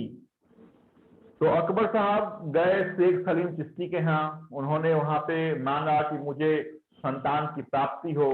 तो शेख सलीम चिश्ती ने बोला चलो तुम जाओ, यहाँ से संतान की प्राप्ति होगी। शेख सलीम चिश्ती बाबा के यहाँ से अकबर वापस हो गए। वापस होने के बाद अकबर के घर में बेटे का जन्म हुआ। उस बेटे का नाम अकबर ने वही रखा जो उसके बाबा का नाम था। बाबा का नाम क्या था? शेख सलीम सिक्की। तो शेख सलीम नहीं रखा, सलीम रखा अपने बेटे का नाम। तो यहाँ से आप जाने कि आखिर सलीम ही क्यों नाम था। तो चूंकि वो जो अजमेर में दरगाह था शेख सलीम चिश्ती का, वहां पे जाके उसने वरदान मांगा था, उस कारण से पुत्र की प्राप्ति हुई थी। इस कारण से उसने सलीम अपना नाम, अपने बच्चे का नाम रखा था। लेकिन ये जो अकबर साहब थे, ये अकबर साहब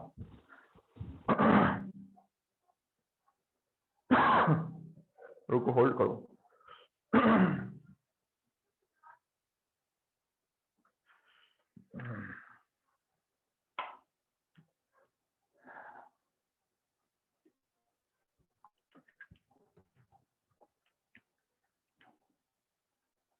मुंबई में सब चीज बंद है कि चल रहा है गाड़ी वगैरह? सर क्या है सब बंद है। कंडीशन? बंद है सर। बंद है फिर कैसे मिलता है सब्जी वगैरह? सर। 11 बजे तक सर चालू है। 4 घंटे तक ही मिलता है, 7 से 11। अच्छा, बाकी के सारे दुकान बंद? हाँ सर, सब बंद। तो मुझे तो Even- दिखता है कि रोड पे ऐसे ही गाड़ी लेके लोग चल रहे हैं। सर डंडे भी पड़ रहे यहाँ पे। अच्छा पढ़ रहे हैं क्या? तब फिर छोड़ दो। तो फिर stay home, stay safe and जितना हाँ मेहनत सर, कर सकते हैं ट्रेन भी बंद है सर। इस आपदा को एक अवसर में बदलिए। जितना मैक्सिमम आप पढ़ाई कर सकते हैं पढ़िए। कोई भी एग्जामिनेशन आएगा अच्छे से दे सकते हैं आप। हालांकि मन तो नहीं लगता होगा, समझ रहा हूं मैं कि सुबह से लेकर शाम घर में ही बंद रहना तो बहुत टफ चीज है, लेकिन फिर भी there is no other option, you all have. चलें नेक्स्ट, जहांगीर पे हम थे। जहांगीर के मदर का नाम आप जाने, मदर का नाम था जोधाबाई। हालांकि जोधाबाई इतिहास में अगर आप नाम खोजेंगे जोधाबाई का तो संभवतः आपको नहीं मिलेगा किसी भी पेज पे, बट फिर भी हम कहते हैं ना जोधाबाई जोधाबाई, तो उसका नाम था बेसिकली हरकनबाई। तो हरकनबाई / जोधाबाई करके हम याद रखेंगे। मतलब अकबर की ये पत्नी थी जिससे वो पुत्र की प्राप्ति हुई थी। इसका नाम हमने जहांगीर दिया था, बचपन का नाम सलीम था। कब ये जन्म कब हुआ? इसका जन्म हुआ था 1569 में। Not important year at all. मैं हालांकि लिखूंगा, आप लिखेंगे भी, बट इंपॉर्टेंट ईयर नहीं है 1569। सिर्फ इस मायने से इंपॉर्टेंट है कि देखें 1569 में अगर जहांगीर का जन्म हुआ, हम कहते हैं 1559 नहीं याद रखने का, 1560 याद कर लो। तो 1560 से 1605, 1605 में नाम क्यों ले रहा हूं सर? क्योंकि उसमें अकबर मरा। सोचे कि जहांगीर का जन्म हुआ, जहांगीर के जन्म से लेके जहांगीर जब तक 45 साल का नहीं हुआ तब तक उसका फादर ही शासन करते रहा। तो जहांगीर को गुस्सा आएगा ही ना, आया कि नहीं, कि जो मेरे शासन करने का समय है उसमें मेरा फादर ही शासन कर रहा है। तो उसके अंदर तो आक्रोश था ही, बट फिर भी बाप के जाने का वेट कर रहा था। उस शुभ मुहूर्त आया भी। 1605 में अकबर साहब चले गए और जहांगीर गद्दी पे बैठा। तो यहाँ पे आप याद ऐसे रख सकते हैं कि जहांगीर का जन्म कब हुआ। सर ने 45 साल बताया था कि अकबर ही शासन करते रहा। संभवतः 45 साल पहले, मतलब 1500 कुछ तो है। आज मुझे भी लगता है टेस्ट करवाना पड़ेगा। 35 ईयर्स हो गया ना उसका। 1569 35 ईयर्स हो गया। तो बेसिकली उस समय क्या था कि राजा 20 साल 22 साल में ही राजा बनते थे, क्योंकि तो आगे चल के कहीं ना कहीं युद्ध हुआ, बाप साफ हो गया, बेटा गद्दी बैठता था। तो अंदर में आक्रोश था। आक्रोश करने का मतलब बाबर अकबर के जाने का वेट कर रहा था। आया अकबर गद्दी बैठा। जहांगीर साहब ने क्या किया? तो जहांगीर साहब ने एक के बाद एक सिर्फ शादी ही करता रहा। तो ये थोड़ा सा भोग विलास वाला इंसान था। आपने आम्रपाली का नाम सुना होगा। सॉरी, आम्रपाली कहता हूँ, अनारकली का नाम सुना है? हाँ सर। नहीं सर। हाँ, अनारकली उसमें है ना, मुगले आजम। क्या सुना है अनारकली के बारे में मैडम, बताओ। सलीम और अनारकली का। हाँ बोलो बोलो। सर उनकी स्टोरी है ना सलीम और अनारकली की। मला काय माहिती नाही, मला फक्त इतिहास माहिती आहे, मला काय माहिती नाही। तुम्ही सांगा काय स्टोरी आहे। सर उसका और सलीम का अफेयर था, और अब अकबर ने उसको दीवारों में जिंदा काट दिया था अनारकली को। शाबाश। हाँ सर, यही था कुछ तो। ठीक है। नहीं ये थोड़ा सा ज्यादा स्टेप ले लिया यार, जिंदा उंदा नहीं गा रहा था। ठीक है। अनारकली का भारतीय इतिहास या फिर आपके एग्जामिनेशन से जुड़ा हुआ कोई भी क्वेश्चन इंपॉर्टेंट नहीं है, लेकिन फिर भी चूंकि हम उस लहर में बह रहे हैं, इस कारण से सलीम और अनारकली जो आपने नाम सुना है वो यही सलीम है ना। तो अनारकली क्या थी? बेसिकली अनारकली अकबर के दरबार में नाचने वाली थी, मतलब नाचने गाने का काम करती थी। तो जहांगीर बहुत पसंद करता था। अकबर ने जब देखा कि इसका ज्यादा टाइम अनारकली के साथ ही गुजरता है, तो उसने अनारकली को क्या किया, तो अपने दरबार से बाहर निकाल दिया। अनारकली को बाद में जाना पड़ा। अनारकली का मतलब भारत से बाहर जाने के बाद डेथ भी हो गया। उस अनारकली को जब दरबार से निकाला गया तो जहांगीर को काबू में करने के लिए जहांगीर की शादी कर दी गई। जहांगीर की शादी अनारकली से नहीं की गई, क्योंकि अनारकली तो नाचने गाने वाली थी। तो उसकी शादी जिस लेडी से की गई उसका नाम था मान सिंह, मानबाई। मान सिंह की बेसिकली वो बेटी थी, तो मानबाई से शादी की गई। अनारकली को बाहर भेज दिया गया, उसका डेथ हो गया। डेथ होने के बाद वहां पे जहांगीर हालांकि गया था, कुछ स्टेटमेंट भी दिया। वो स्टेटमेंट आपकी यूपीएससी के लिए इंपॉर्टेंट है, पीसीएस के लिए इंपॉर्टेंट नहीं है, रेलवे एसएससी के लिए इंपॉर्टेंट नहीं है। सिर्फ आपकी जानकारी के लिए हमें अनारकली का नाम बताया है। मेरे द्वारा अनारकली का नाम बोर्ड पे लिखा हुआ नहीं मिलेगा आपको, क्योंकि आपके एग्जामिनेशन के लिए इंपॉर्टेंट नहीं है। मैं क्या बोल रहा हूँ, मैं बोल रहा हूँ कि जहांगीर शादी करता रहा, भोग विलासी वाला आदमी था, तो पहली शादी उसने की। जिस व्यक्ति के साथ उसने, जिस लेडी के साथ उसने पहली शादी की, उसका नाम था मानबाई। उससे एक बेटा पैदा हुआ, उसका नाम था खुसरो, और खतरनाक बेटा था। तो मानबाई के साथ शादी, खुसरो बेटा। दूसरा शादी उसने किया, जगत गोसाई के साथ शादी किया, उससे भी एक बेटा पैदा हुआ, उसका नाम था खुर्रम। तो मानबाई का बेटा खुसरो और जगत गोसाई का बेटा खुर्रम। फिर तीसरा उसने शादी किया, उसका नाम था मेहरू निसा, और उसका दूसरा नाम था नूरजहां। तो नूरजहां ऑलरेडी मैरिड थी, उसके पास ऑलरेडी एक बच्ची थी, लेडी थी, मतलब लड़की थी। फिर भी उसने, जो ये विधवा नूरजहां था, जो नूरजहां थी, उससे भी जहांगीर ने शादी किया। तो अभी हम नूरजहां पे नहीं हैं, अभी हम किस पे हैं, तो आपके मानबाई पे हैं। और मानबाई के बाद किस पे रहेंगे हम, तो आपके जगत गोसाई पे रहेंगे। मानबाई के साथ जो बेटा था उसका नाम था खुसरो, जगत गोसाई के साथ जो बेटा था उसका नाम था खुर्रम। यही वो खुर्रम है जो आगे चल के शाहजहां के नाम से जाना गया। फिर से बोलता हूं, जैसे फरीद आपने नाम जाना है, बदरुद्दीन आपने नाम जाना है, वैसे ही आप नाम जाने कि खुर्रम कौन है। तो खुर्रम बचपन का नाम है, शाहजहां का, जगत गोसाई और जहांगीर का ये बेटा है। लेकिन इसका जो बड़ा भाई था वो मानबाई का बेटा था, नाम था खुसरो। ये खुसरो बोलता था कि यार हम तो अभी 20 साल 22 साल 25 साल के हो गए हैं, हमारा जो बाप है जहांगीर वो गद्दी नहीं छोड़ रहा है। इसके मन में आक्रोश था, बाप फटेगा तब तो खुसरो खा गद्दी बैठेगा। तो ये घर छोड़ के चला गया, एक सिख गुरु के पास गया। आज के एसएससी क्लास की तीसरी सबसे बड़ी बात बता रहा हूं, ध्यान से सुने। पहले बड़ी बात क्या बताया था, महेश दास बिरबल। दूसरा और ये महाराणा प्रताप हल्दीघाटी। ठीक है, आज के क्लास की तीसरी सबसे बड़ी बात बता रहा हूं। खुसरो खां घर से निकला, वो सिख गुरु के पास गया, 5वें सिख गुरु के पास गया। उस 5वें सिख गुरु का नाम था गुरु अर्जुन देव। क्या नाम था, गुरु अर्जुन देव। गुरु अर्जुन देव। गुरु अर्जुन देव। गुरु अर्जुन देव जो था उसने बोला खुसरो खां को कि बेटा अपने बाप को समाप्त कर दो। खुसरो खां ने भी यही काम किया कि चलो जहांगीर से ही युद्ध कर लेते हैं। अपने बाप से ही उसने युद्ध कर लिया।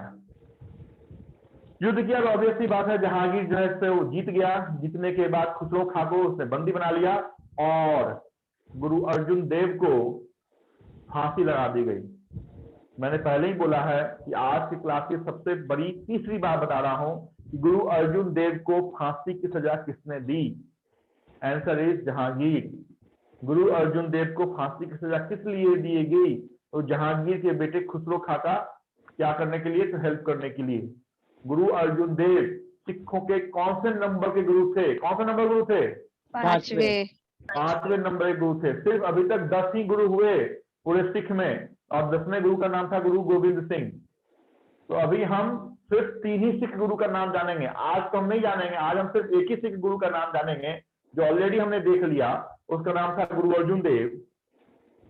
5वें सिख गुरु थे। जब हम औरंगजेब में आएंगे तो 9th देखेंगे और फिर हम 10th भी देखेंगे, क्योंकि 10 ही सिख गुरु हुए। तो आपसे बहुत इंपॉर्टेंट क्वेश्चन है कि गुरु अर्जुन देव का मृत्यु कैसे हुआ, फांसी से हुआ, किसने ये सजा दी, जहांगीर ने ये सजा दी, क्यों सजा दी, तो उसके बेटे खुसरो खां का हेल्प करने के लिए। समझ में आ रहा है बात?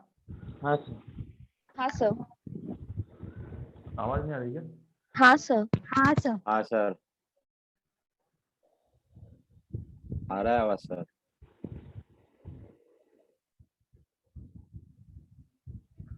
हाँ जी, खुसरो। आ रहा है ना? हाँ आ रहा हाँ है। सर, हाँ हाँ। सर। हाँ सर। तो सिख साहब, ये पार्टनर सिख साहब हमेशा के लिए भगवान को प्यारे हो गए। दो चीज और अभी आपको याद रखनी है कि वो एक तो उसको बंदी बना लिया, बेटे को बंदी बना, बेटे को नहीं मारा गया लेकिन उसके बेटे का जो हेल्प कर रहा था उसको मार दिया गया। ये जो खुसरो खां था, फिर से 1 साल के बाद पापा कहता होगा, पापा ने आजाद कर दिया, लेकिन ये तो ऑलरेडी आतंकवादी था। फिर से इसने अपने बाप का कत्ल करने का साजिश बनाया। इसके बाप ने इस बार जो पकड़ा उसे, दोनों आंख निकलवा लिया। ठीक है, तो ऐसे में आपकी खुसरो खां का डेथ नहीं हुआ। खुसरो खां की सिर्फ 2 आंखें निकाली गई जहांगीर के द्वारा। लेकिन जब शाहजहां देखा कि ये अंधा भी बहुत कुछ कर सकता है, शाहजहां ने जेल के अंदर ही अपने बड़े भाई को बोला कि चल सो जाओ तुम, तो सदा के लिए उसने सुला दिया। ये बात मैं सिर्फ आपके इंटरेस्ट के लिए बता रहा हूँ कहानी के रूप में। ये कोई इंपॉर्टेंट मतलब आप ये जानने के लिए नहीं है कि उसको सुला दिया, शाहजहां ने मार दिया, आंख निकलवा दिया, ये सब कोई इंपॉर्टेंट बातें नहीं है। सिर्फ यही बात आपके लिए इंपॉर्टेंट है। खुसरो खां बेटा जहांगीर का था, मान बाई के साथ ये बेटी की प्राप्ति हुई थी। खुसरो खां का हेल्प अर्जुन देव ने किया था, सिखों के पार्टनर गुरु थे। खुसरो खां को अरेस्ट किया गया था, बंदी बनाया गया था, जहांगीर ने बनाया था और अर्जुन देव को फांसी लगा दिया था। खुसरो खां का डेथ किसने किया? तो खुसरो खां को जो मारा था वो इसके भाई नहीं मारा था, शाहजहां नहीं मारा था। अभी बात आती है कि सर कैप्टन हॉकिंस, ये नाम सुना होगा मुझे लगता है। 1608 ईस्वी में जिस अंग्रेज ने भारत में, कहते हैं ना वो परमिशन लेने आया था, फैक्ट्री बैठाने का परमिशन लेने आया था, उसका नाम था सर कैप्टन हॉकिंस। तो ये हॉकिंस साहब भारत में आए थे, जिस शासक के दरबार में आए थे वो शासक आपका जहांगीर था। बहुत बहुत बहुत ज्यादा इंपॉर्टेंट ये क्वेश्चन है कि सर कैप्टन हॉकिंस किस मुगल वंश के शासक के शासनकाल में आए थे? शाहजहां, औरंगजेब, अकबर, जहांगीर, बाबर, हुमायूं, किसमें आए थे? तो आपको टिक मार्क करना है कि जहांगीर के शासनकाल में सर कैप्टन हॉकिंस 1608 ईस्वी 1608 ईयर में आए थे। सर कैप्टन हॉकिंस ने अकबर के नाम से पत्र बनवाया था और पहुंचते पहुंचते अकबर चले गए 1605 में, तो अकबर के नाम का पत्र जो था वो उसके बेटे की जहांगीर को दिया था उन्होंने। तो सोच लें कि 2-2.5 सालों के बाद वो कहां से चल के पैदल आए थे, कैसे आए थे पता नहीं, बट उनके हाथ में जो लेटर था वो लेटर अकबर के नाम का था और जिसके कोर्ट में आए थे वो कोर्ट आपके अकबर के बेटे जहांगीर का था। इतनी बात समझ में आई? तो जहांगीर में कुछ ज्यादा इंपॉर्टेंट फैक्ट नहीं है, सिर्फ आपका खुसरो खां इंपॉर्टेंट है, गुरु अर्जुन देव इंपॉर्टेंट है ना, कैप्टन हॉकिंस इंपॉर्टेंट है, अनारकली तो मैंने ऐसे ही बता दिया। बस इतनी बात हम लिखेंगे, जहांगीर को हम खत्म करेंगे।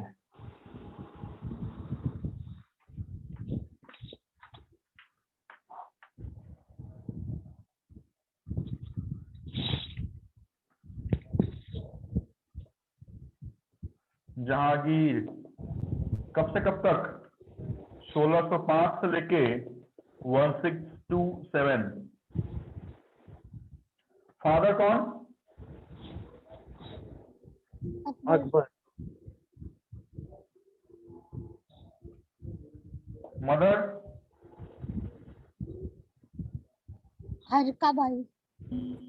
यस, वेरी गुड, हरका बाई। ब्रैकेट में जोधाबाई। बॉर्न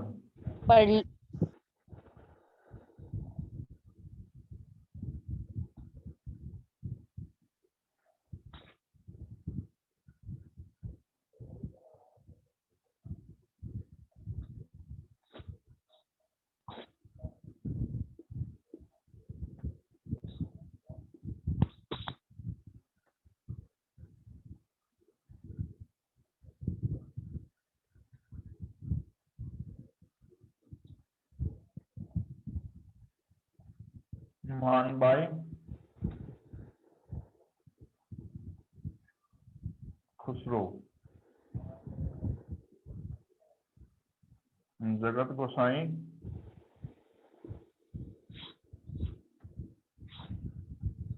खुर्रम।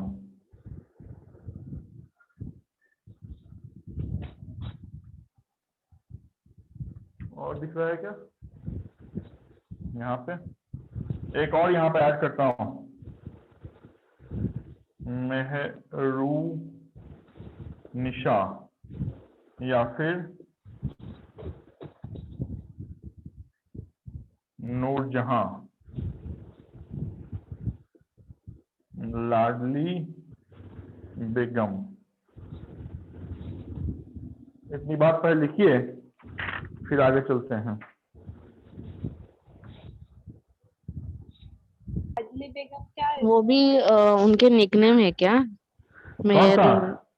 वो क्या है? मेहर और रिसा। Mehrunnisa, MEH space UN space NISA, Mehrunnisa nickname है। नहीं, एक्चुअल नेम जो है वो मेहरू निशा है, निकनेम जो है वो नूरजहां है। उसके साथ, क्योंकि मैंने पहले ही बताया कि वो एक वीडो लेडी थी, ऑलरेडी उसका डेथ हो चुका था उसके हस्बैंड का, और उसकी जो बेटी थी, जो शादी से पहले की बेटी थी, अली कुली बेग नाम था। बेसिकली ये जो मेहरू निशा है, इसके हस्बैंड का नाम था अली कुली बेग, और उसके बच्चे का नाम था लाडली बेगम। लेकिन जब जहांगीर ने इस वीडियो को देखा तो बोला कि मैं इससे शादी करूंगा ही, इससे भी शादी कर लिया। 5 शादी किया था इसने, 5 में से 3 मैंने आपसे बोर्ड पर लिखा है, 2 किसी काम के नहीं है, शाहयार वगैरह। सर वो शेखो बाबा लिखा है क्या आपने? अजी, सलीम का निकनेम शेखो बाबा। सलीम का निकनेम, सलीम या शेखो बाबा के भी नाम से जाना जाता है, शेखो बाबा। शेखो बाबा एक और नाम था, सलीम भी आप बोलेंगे, Shekho Baba will also be right answer as far as nickname is concerned.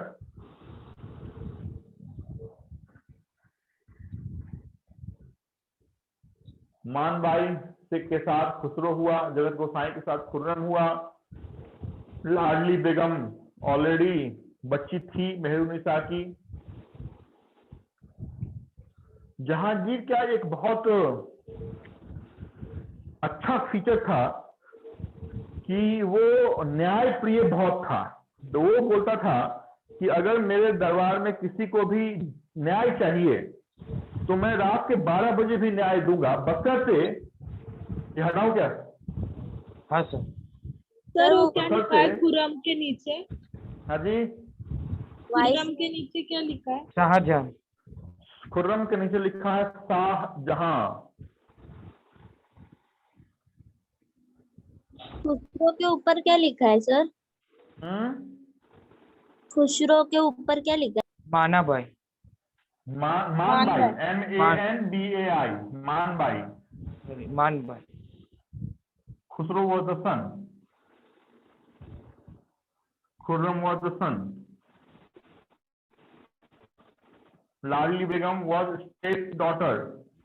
ये लिख लीजिएगा, नहीं तो 6 महीने के बाद आप खोलिएगा तो देखिएगा मानबाई के नीचे खुसरो लिखा हुआ है, पता ही नहीं चलेगा क्या है ये। फिर लगेगा कि मानबाई ने दूसरी शादी कहीं खुसरो तो नहीं कर ली।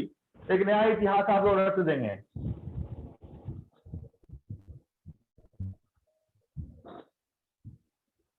हटाओ क्या? हाँ सर। हाँ, तो मैं क्या बोल रहा था, मैं बोल रहा था कि ये जो जहांगीर था वो न्याय का बहुत ज्यादा प्रिय था। वो बोलता था कि रात के 12 बजे भी अगर मेरे किसी भी जनता को अगर न्याय चाहिए तो सिर्फ मेरे पास आने का, और उसमें एक सोने की जंजीर लगाई थी, घंटा, जिसको हम बोलते हैं justice bell.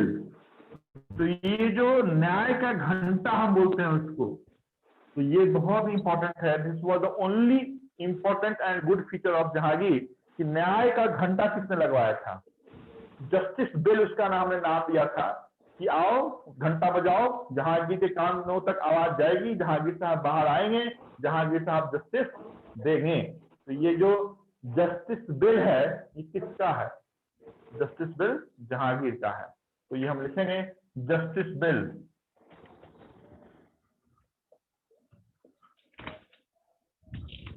Justice bell unique feature. Of Jahangir किंगडमशिप।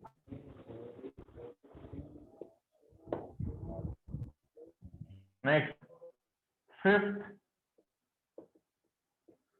Sikh guru, नाम क्या है?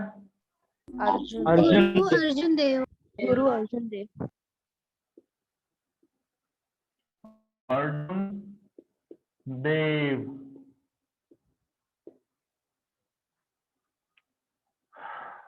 Fifth Sikh guru Arjun Dev hanged till death due to support to his son। कौन सा सन? खुसरो। खुसरो। खुसरो। गुरु अर्जुन देव। और ये नाम और उसका क्रमांक, ये दोनों बहुत इंपॉर्टेंट है, लिखें। फिफ्थ सिख गुरु गुरु अर्जुन देव हैंग till death due to support to his son Khusro Khan. Khusro लिखिए सिर्फ।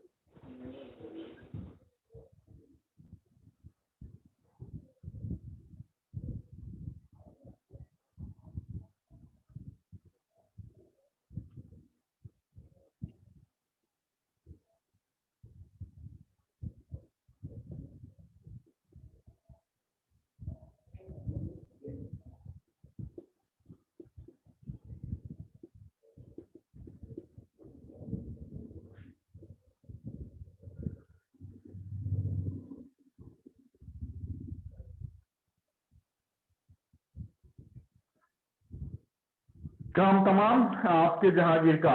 बस ये 3 बातें लिखना है। Justice bell was the unique feature, जो न्याय का घंटा है, वो the unique feature of Jahangir court. Next, fifth Sikh guru Guru Arjun देव को फांसी की सजा दे दी गई। कारण ये था कि जहांगीर के बेटे जो मानबाई के साथ हुआ था, नाम था खुसरो, उसका उसने अनैतिक हेल्प किया था। और तीसरा, सर कैप्टन हॉकिंस 1608 ईस्वी में जिस भारतीय मुगल शासक के दरबार में आए थे, तो मुगल शासक और कोई नहीं, सलीम था, जिसका जन्म 1569 में हुआ था। अनारकली उसकी प्रेमिका थी। अनारकली को दरबार से बाहर निकाल दिया गया था। ये सब सुनने में अच्छी बात रहेगी, लिखने की बातें नहीं है। सर विजिटेड के बाद क्या लिखा है? Sir caption visited, sir captain Hawkins visited his court in 1608। Court मतलब दरबार। Sir captain Hawkins visited his court in 1608।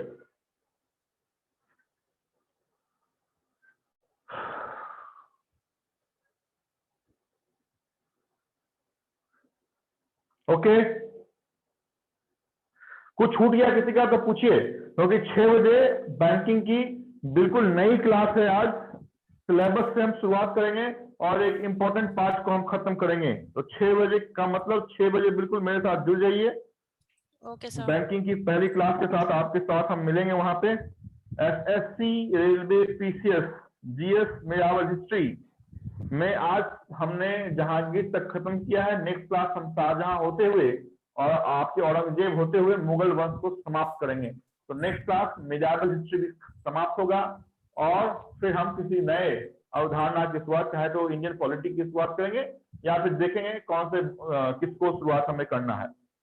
किसी का छूट गया है कुछ? सर एक बात पूछना था मुझे, एसबीआई क्लरिकल एग्जाम्स कब होंगे? अगर मैं चेयरमैन होता तो आपको एग्जाम देने की जरूरत नहीं सर, ऐसे ही पूछ रहा था, नोटिफिकेशन कब निकलने वाला है मतलब। नो एजम्पशन, समझ में आया? कोई भी एजम्पशन नहीं कर सकता हूं। ये नहीं बोल सकता हूं कि 6 महीने में आएगा, 8 महीने में आएगा। Keep your preparation on, no assumption. कब आ सकता है इसकी कोई गारंटी नहीं है। संभवतः आप मेरे से पूछेंगे कि सर अनुमान लगाइए, तो अनुमान मैं अक्टूबर तक लगा सकता हूं कि अक्टूबर तक संभवतः आ सकते हैं। अगर सारी चीज नॉर्मल कोर्स में चले तो। लेकिन ये जो ऐसी आपातकालीन विपदा आ जाएगी तो इस कंडीशन में तो कहना टफ हो जाएगा कि एसबीआई की वैकेंसी कब आएगी। ठीक है, इसका आंसर कोई भी एजम्पशन, कोई भी टिप्पणी करना मैं नहीं चाहूंगा इस पे। ओके, और किसी को कुछ पूछना? खत्म करो यहीं पे। Yes sir. Yes sir. Okay, next class में मिलते हैं 6 बजे बैंकिंग की पहली क्लास में। Okay, thank you sir. Thank you sir.